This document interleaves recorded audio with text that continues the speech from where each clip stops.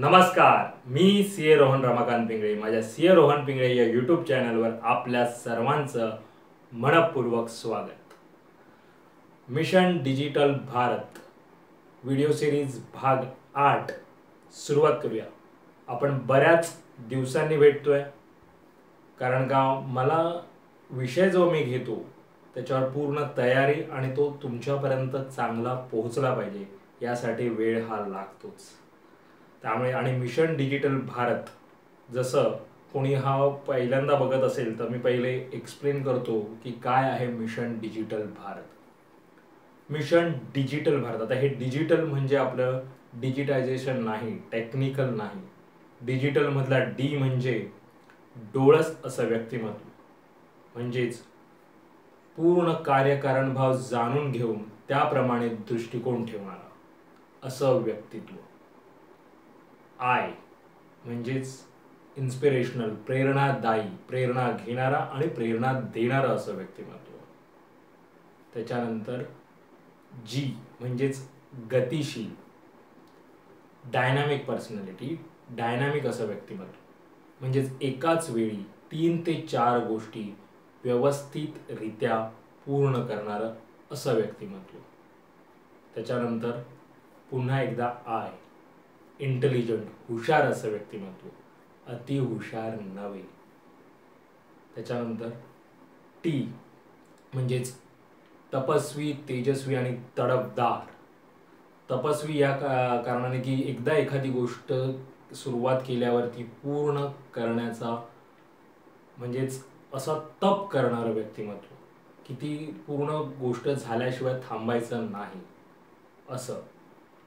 आणि त्याच्यानंतर ए म्हणजेच आध्यात्मिक, आपले वेद पुराण, आपल्या पूर्ण सनातन धर्माबद्दल, आपल्या ह्या सगळ्या वेद पुराणाबद्दल अभ्यास करून त्या गोष्टी जाणून घेऊन त्याबद्दल रस असलेलं असं आध्यात्मिक व्यक्तिमत्व. आणि एल म्हणजेच लढवय्या व्यक्तिमत्व, कुणालाही न घाबरता, कुणासमोरही न डगमगता आपलं मत स्पष्टपणे मांडणारं असं व्यक्तिमत्व. तर हे होतं मिशन डिजिटल भारत, म्हणजे ह्या डिजिटल या शब्दाचा अर्थ. तर आपण या व्हिडिओ सिरीजमधून आपण आतापर्यंत 7 भाग केलेले आहेत आणि यामध्ये आपण असेच सगळे विषय घेतलेत की आपण हे व्यक्तित्व आपलं कसं घडवायचं आहे, म्हणजे ह्या प्रकारे आपलं व्यक्तित्व घडण्यासाठी ज्या काही गोष्टी लागतात त्या विषयांबद्दल आपण बोलतो. तर असाच आपण आजचा हा भाग आहे, आपला भाग 8वा, आणि आजचा विषय आहे वेळेचं नियोजन. आता बरेच जण या विषयासाठी वाट पाहत होते, मी जसं सांगितलं होतं आधीच्या व्हिडिओमध्ये. आणि जे कोणी माझं आता ह्या चॅनलला नवीन सबस्क्राईब केले असतील त्यांनी माझ्या आधीचे जे व्हिडिओज आहेत या सिरीजमधले माझ्या चॅनलला जरूर भेट द्या. तिथे तुम्हाला बऱ्याचशा गोष्टी मिळतील. हे व्हिडिओज, या व्हिडिओ सिरीजमधले व्हिडिओही तुम्हाला पाहायला मिळतील की आपले आतापर्यंत काय काय विषय यामध्ये झालेले आहेत. आणि आजचा आपला विषय आहे त्याच्यात वेळेचं नियोजन, टाइम मॅनेजमेंट.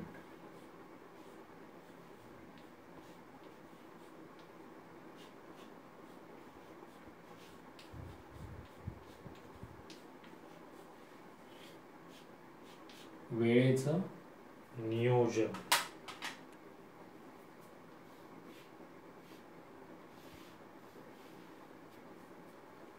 आपण सर्वजण प्रत्येक वेळी वेळ नाही, वेळ नाही असं किती वेळा म्हणत असतो आपण.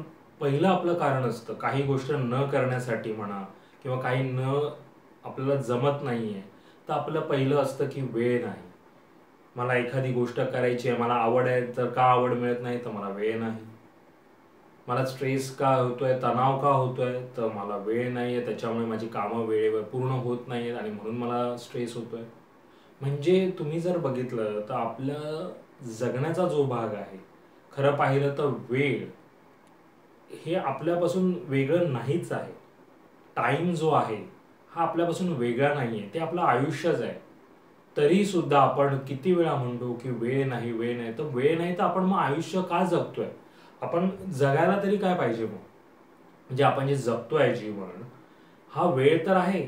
इथे जो आपण वेळ घालवणार आहे तोच तो वेळ आहे, तेच तर आयुष्य आहे. पण आपण तेच नाहीये नाहीये नाहीये असं म्हणतो. तर म्हणून आपला आजचा विषय आहे वेळेचं नियोजन. हे टाइम मॅनेजमेंट आपण कसं करायचं याबद्दल आपण याच्यावर 4 मुद्द्यांवरती पूर्णपणे हा आपण विषय मांडणार आहोत, डिस्कस करणार आहोत.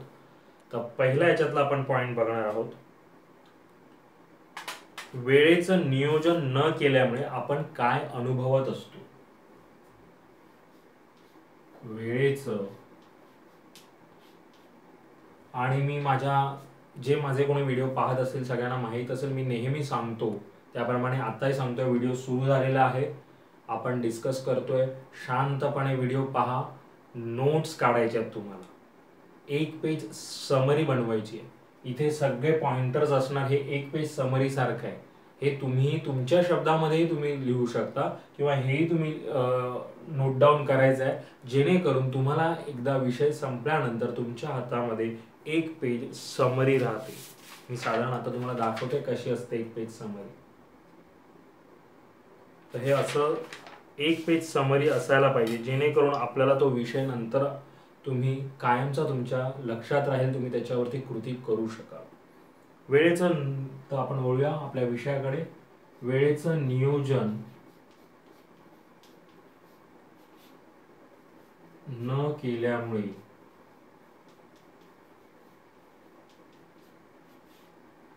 काय अनुभवतो.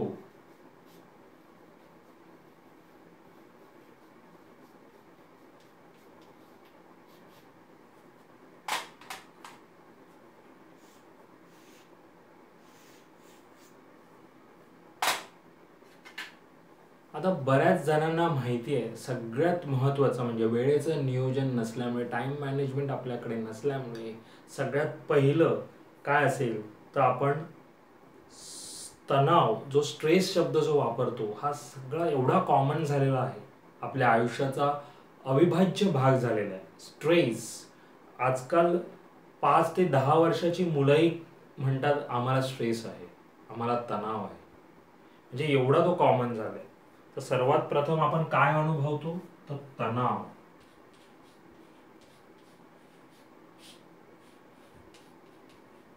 स्ट्रेस.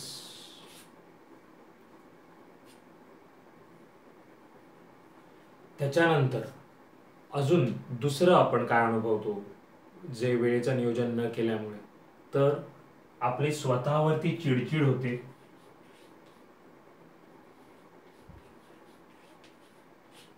स्वतःवरती आणि दुसऱ्यांवरती आपण चिडचिड करायला लागतो. आणि ते का तर हे कोऑर्डिनेट आहे. तणाव होतो, तणाव स्ट्रेस होतो, त्याच्यामुळे आपण चिडचिड करायला सुरुवात करतो, जी स्वतःवरती पण असू शकते आणि दुसऱ्यांवरती पण असू शकते. तिसरं, आपल्याला छंदासाठी वेळ मिळत नाही, आपल्याला जे आवडतं ते करायला आपल्याला वेळ मिळत नाही.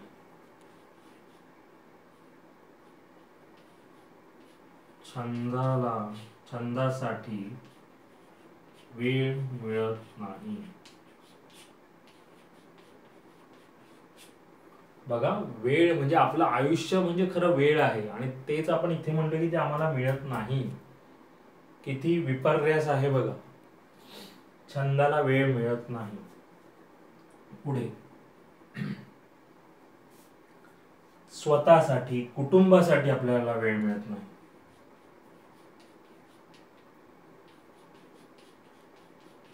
स्वतःसाठी,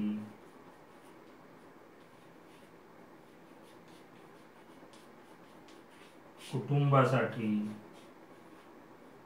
वेळ मिळत नाही. पण मग आपण काय करत असतो, म्हणजे आपण काय आयुष्य जगत असतो, जर आपल्याला तणाव आहे, चिडचिड होते, आपल्याला छंद, आपल्याला जे आवडतं ते आपल्याला करायला मिळत नाहीये, आपल्याला स्वतःसाठी, आपल्या कुटुंबासाठी जर वेळ मिळत नाहीये, तर आपण नक्की काय जगतोय आपण. तर आपण रटाळ आयुष्य जगत राहतो. रटाळ आयुष्य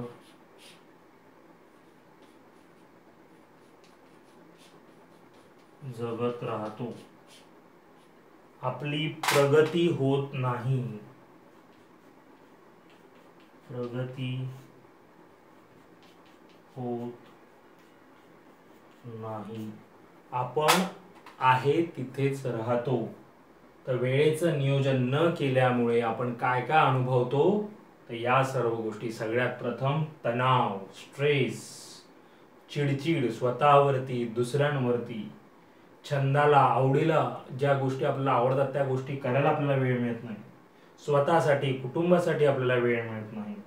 आपण रटाळ आयुष्य जगत राहतो आणि त्यामुळे आपली प्रगती होत नाही. आपण आहे तिथेच राहतो. या सर्व गोष्टी आपल्याला वेळेचं नियोजन, टाइम मॅनेजमेंट न केल्यामुळे होतं. तर जसं की आपल्याला आता हा एक पहिला आपला मुद्दा झाला. आपण आता दुसऱ्या मुद्द्याकडे वळूया. याच्यामध्ये वेळेच्या नियोजनमध्ये, वेळ एकदा गेली की गेली हे सर्वांना माहिती आहे, बरोबर?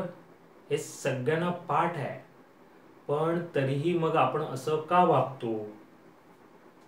वेळ एकदा गेली, वेळ एकदा गेली की गेली, बरोबर?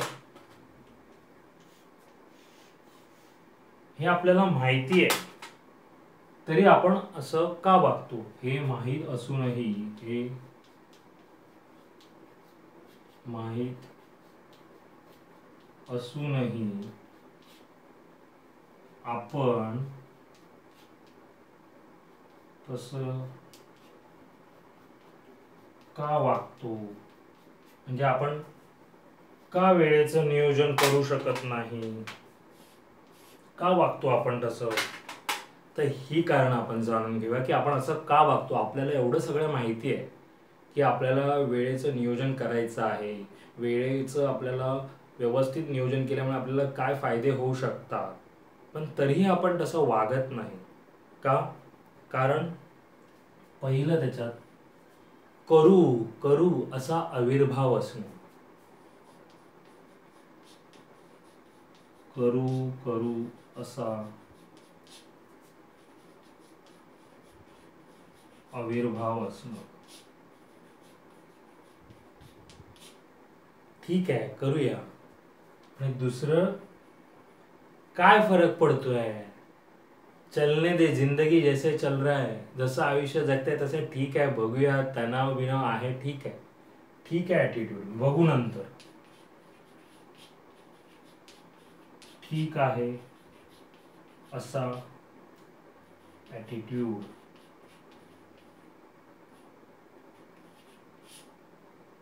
चल रहा है, ठीक आहे, बघू काय होतं ते, एवढं काय नाही, करूया आपण नंतर, किंवा काही दिवसांनी करू, करू करू करू, जसं बोलू ना पहिलं, करू करू करू असा हा करण्याचा नंतर कधीच आपला येत नाही.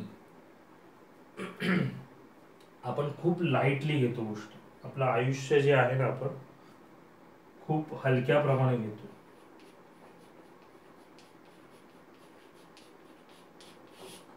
आयुष्य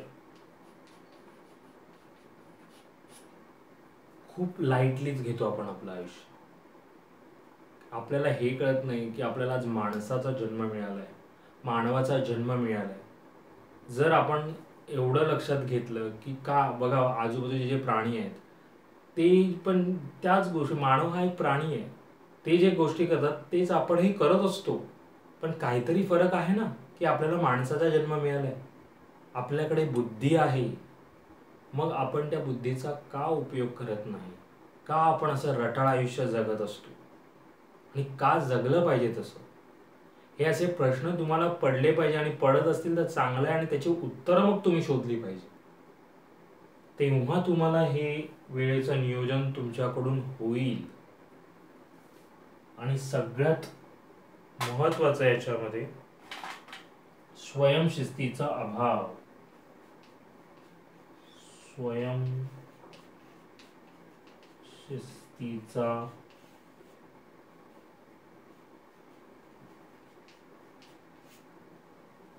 स्वयंशिस्तीचा अभाव हे सगळ्यात हे आहे, महत्वाचं कारण आहे आपण वेळ एकदा गेली की गेली हे माहीत असूनही आपण त्याच्यावरती काम करत नाही. म्हणजेच काय, तर आपल्या स्वयंशिस्तीचा अभाव आणि स्वतःवरती आपलं नियंत्रण नाही. आपल्याकडे आपण ज्या गोष्टी करतो त्याच्यावरती आपलं नियंत्रण नाही. हे सगळ्यात महत्वाचं आहे. आपल्याला शिस्त ही असलीच पाहिजे. आपण शाळेमध्ये असंच तोपर्यंत थोडं शिस्तीत असतो, पण नंतर आपण ह्या शिस्तीला धाब्यावर बसवतो. तर हा होता आपला आजच्या विषयातला दुसरा मुद्दा. पहिला होता वेळेचं नियोजन न केल्यामुळे काय अनुभवतो. वेळ एकदा गेली की गेली हे माहीत असूनही आपण असं का वागतो ते आपण पाहिलं, की करू करू असा आविर्भाव असणं, ठीक आहे असं ॲटिट्यूड, आयुष्य आपण हलक्याप्रमाणे घेतो, लाईटली घेतो, आणि स्वयंशिस्तीचा अभाव. आता आपण पाहणार आहोत वेळेचं नियोजन केल्यामुळे काय होतं. आता आपण त्याचे फायदे पाहूया. वेळेचं नियोजन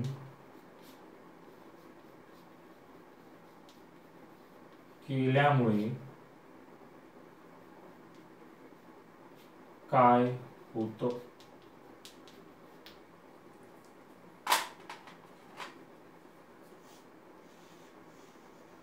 वेळेचं नियोजन केल्यामुळे काय फायदे होतात, काय काय होऊ शकतं. सगळ्यात पहिलं, सर्व कामं वेळेच्या वेळी पूर्ण होतात. मी तर म्हणेन वेळेच्या आधी पूर्ण होतात. सर्व कामे वेळेवर वेळेच्या आधी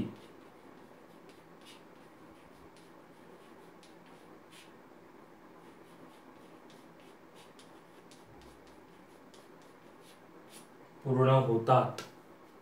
हे सगळ्यात पहिला फायदा आहे. सर्व कामं वेळेच्या आधीच पूर्ण होतात.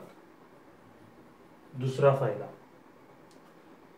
हवं ते करायला वेळ मिळतो.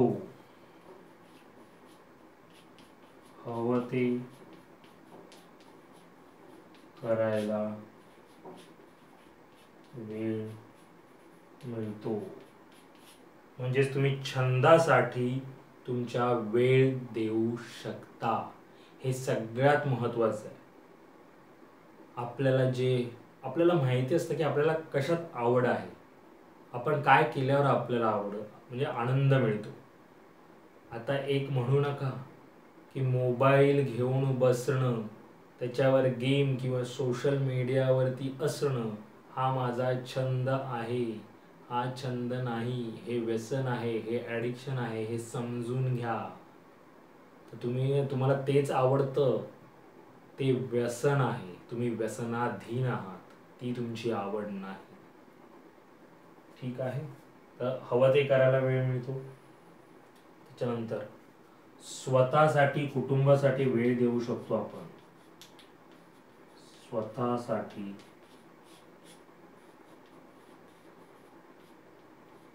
कुटुंबासाठी वेळ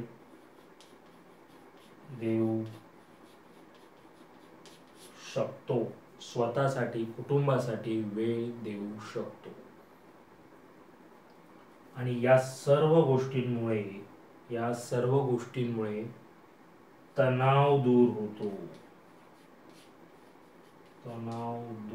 होतो.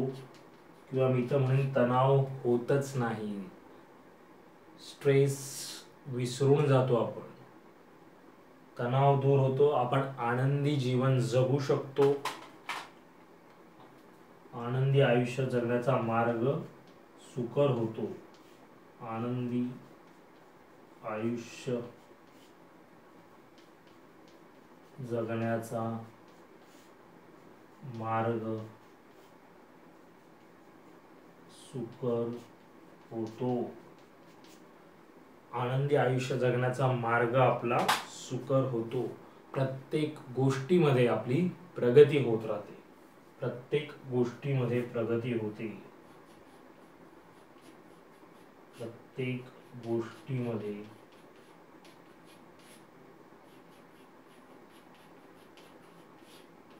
प्रगती होते. तर वेळेच्या नियोजन केल्यामुळे या गोष्टी हे फायदे आपल्याला होतात. काय तर सर्व कामे वेळेच्या वेळी वेळेच्या आधी होतात, हवं ते करायला मिळतं, स्वतःसाठी कुटुंबासाठी आपण वेळ देऊ शकतो आणि त्यामुळे तणाव दूर होतो, आपण आनंदी आयुष्य जगण्याचा आपला मार्ग सुकर होतो आणि प्रत्येक गोष्टीमध्ये आपली प्रगती होते. तर काय 3 मुद्दे पाहिले आपण, जरा रिवाइज करू. वेळेचं नियोजन न केल्यामुळे आपल्याला काय आपण अनुभवत असतो, तर तणाव, चिडचिड, हवं ते करायला न मिळणं, स्वतःसाठी कुटुंबासाठी वेळ मिळत नाही, रटाळ आयुष्य जगत राहतो, प्रगती होत नाही, वेळ एकदा गेली की गेली ही माहीत असूनही आपण असं का वागत असतो, तर आपला करू करू असा आविर्भाव असणं, ठीक आहे असं ॲटिट्यूड असणं, आयुष्य जगणं हे खूप हलक्या पद्धतीने घेणं, लाईटली, स्वयंशिस्तीचा अभाव, नियंत्रण नसणं स्वतःवरती. आणि वेळेचं नियोजन केल्यामुळे काय होतं, तर सर्व कामे वेळेच्या आधी पूर्ण होतात, हवं ते करायला मिळतं, कुटुंबाला स्वतःसाठी वेळ आपण देऊ शकतो, तणाव दूर होतो, आनंदी आयुष्य जगण्याचा मार्ग सुकर होतो आणि सगळ्यामध्ये आपली प्रगती होते. आणि आता आपला शेवटचा मुद्दा आणि सर्वात महत्त्वाचा, वेळ नियोजन म्हणजे टाइम मॅनेजमेंट कसं करायचं. वेळेचं नियोजन कसं करायचं, वेळेचं नियोजन कसं करायचं.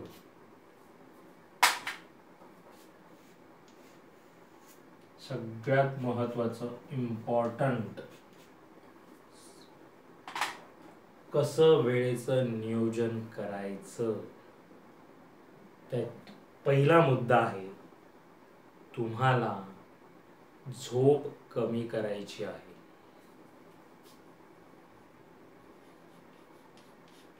झोप कमी करा. आता तुम्ही म्हणाल झोप कमी म्हणजे किती.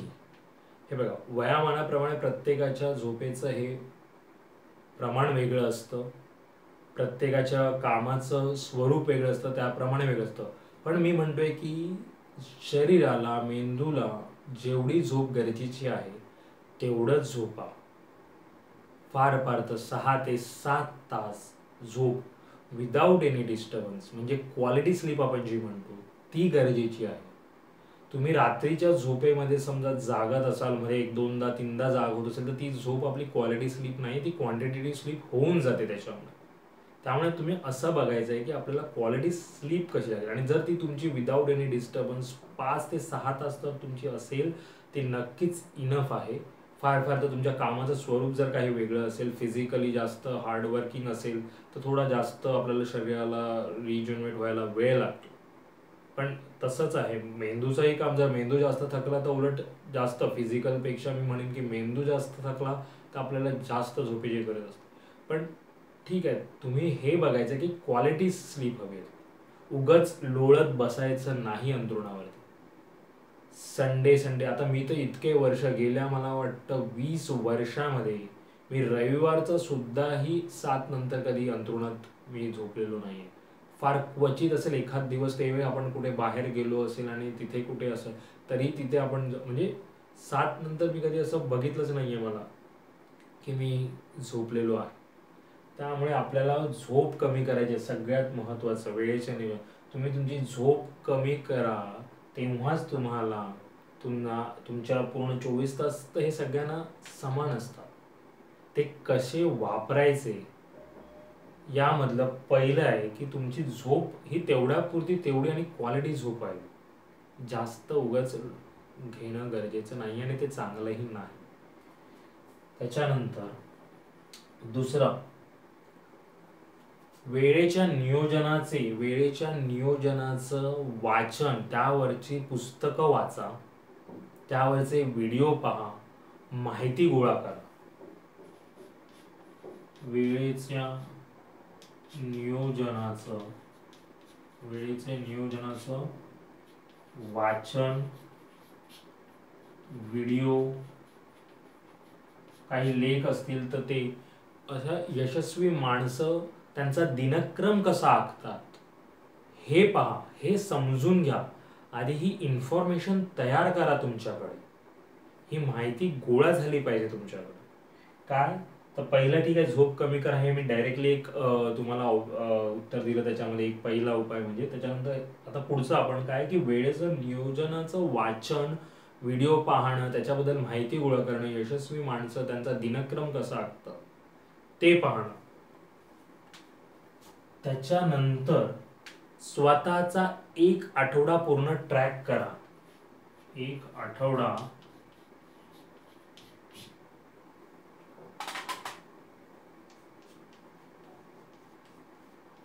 ट्रॅक करा आणि तो असा ट्रॅक करा की प्रत्येक आठवड्यातला प्रत्येक दिवस, प्रत्येक दिवसातला प्रत्येक तास आणि तास तुम्ही लिहून काढा. माहिती करा आधी पहिले की तुमचा वेळ कुठे, कसा, कुठल्या गोष्टीसाठी तुम्ही खर्ची करताय.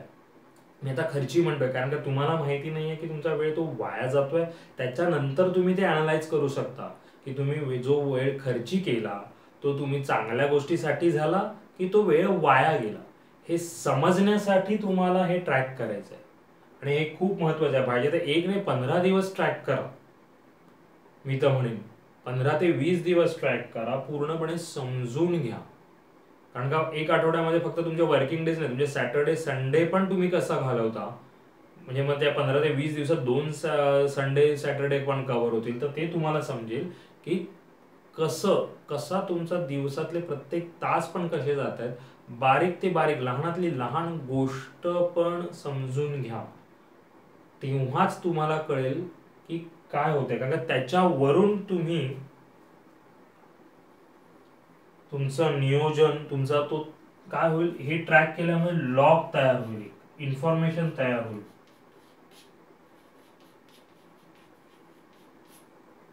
कुठे तो खर्ची होतोय तुमचा वेळ, हे पूर्ण एक टाइम लॉग, एक टाइमशीट तयार होईल की असा वेळ माझा ह्या ठिकाणी ह्या गोष्टीला एवढा जातोय, इथे जातोय, असं जातोय.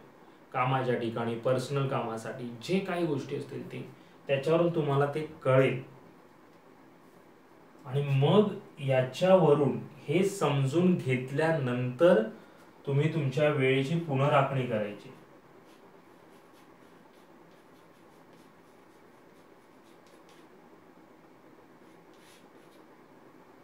हे समजून घेतल्यानंतर तुमची वेळेची पुनराखणी तुम्ही करू शकता. मग तुम्ही, आणि ते त्याच्यानंतर आता आपण अजून पुढच्या 4 गोष्टी महत्वाच्या की ती वेळ पुनराखणी म्हणजे काय तुम्ही करू शकता. आणि मी माझंही एक शेड्यूल तुम्हाला मी दाखवणार आहे की कसं मी काय करतो. साधारण एक तुम्हाला ब्रीफली ते तुम्हाला व्हिडिओच्या शेवटी दाखवणार आहे. तर त्याच्या आधी आता आपण काय म्हणा की ती वेळ पुनराखणी करण्याच्या आधी तुम्हाला ह्या गोष्टी समजून घ्यायच्या. पहिलं तर एक डायरेक्ट मी रिझन सांगितलं की तुम्हाला झोप कमी करायची. आता झोप कमी करण्यासाठी पण काही बेस असतो, तो पण थोडक्यात सांगून देतो. रात्रीचं जेवण कमी करा. पोट भूक लागले म्हणून भरू नका. आणि जरा रात्री लवकर जेवा. 10 काय 11 काय, कसे लोक म्हणजे काय वागतात ना, काय त्यांना म्हणजे झालंय मला कळत नाही. आपण कुठे, आपल्याला परत विश्वगुरु जर व्हायचं असेल तर आपल्याला आपल्या सनातनी गोष्टी, आपल्या ह्या गोष्टी जाणून समजून घेतल्या पाहिजे. अरे तेव्हाही लोक जगत होते आणि कशी छान जगत होते. मग आत्ताच आपण असं का जगतोय. तर तुम्हाला झोप कमी करण्यासाठी रात्री तुम्ही 8, 8:30, 9च्या तरी आधी जेवणाचा प्रयत्न करा. म्हणजे तुम्ही 11, 11:15 पर्यंत झोपी जाल आणि साधारण 6 तासाची झोप जर धरली तर तुम्ही 6, 5:30, 6 पर्यंत उठू शका. आणि त्याच्यामुळे काय होतं तर पहिले तुम्हाला ते जे तुम्ही आता ज्याप्रमाणे झोपताय ना त्याचा अर्धा 1 तास आधी उठायला सुरुवात करा हळूहळू. म्हणजे तुम्हाला तेच म्हणून ह्या गोष्टी तुम्हाला म्हणून 24 तास सगळे तुम्हाला इथे ट्रॅक करायचे आहेत. त्याच्या आधी काय तर वेळेचं नियोजनाबद्दलचं वाचन करा, व्हिडिओ पहा, यशस्वी माणसं त्यांचा दिनक्रम काय असतो ते जाणून घ्या. ते पूर्णपणे समजून घेतल्यानंतर स्वतःचे 15-20 दिवस ट्रॅक करा आणि मग ते तुमच्याकडे इन्फॉर्मेशन तयार आणि मग त्या बेसवरती तुम्हाला तुमची वेळेची पुनराखणी करायची. कारण का हा पाया तुमचा जर तुम्ही भक्कम केला तर तुमचं पुढचं काम सोपं होईल.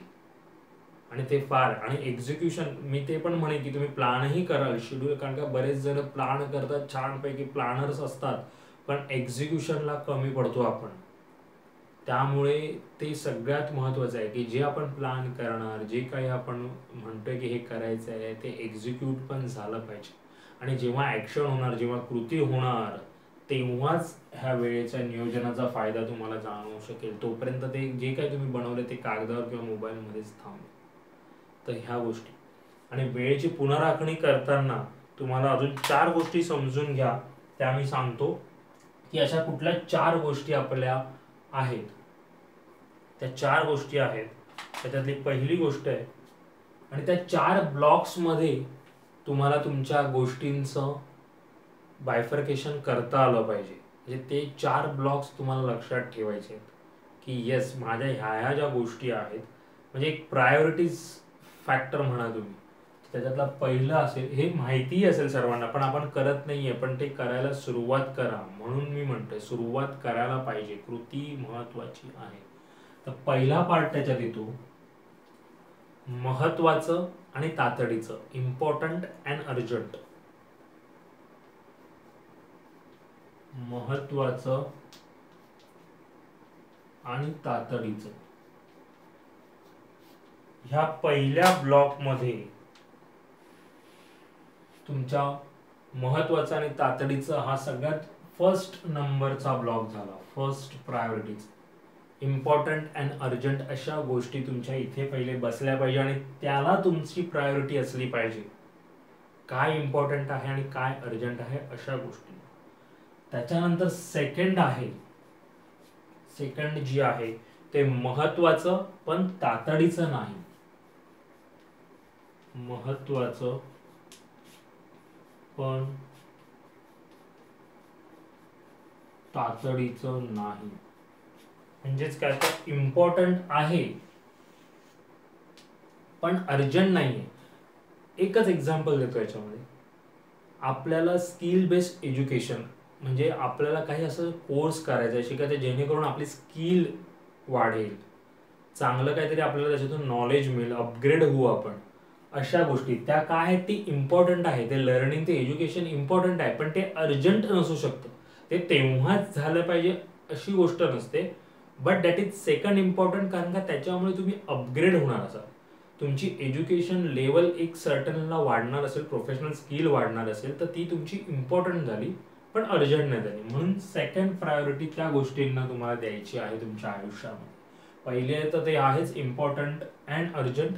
Second is important but not urgent, जसं मी सांगितलं की तुमचं स्किल बेस्ड एज्युकेशन असू शकतं.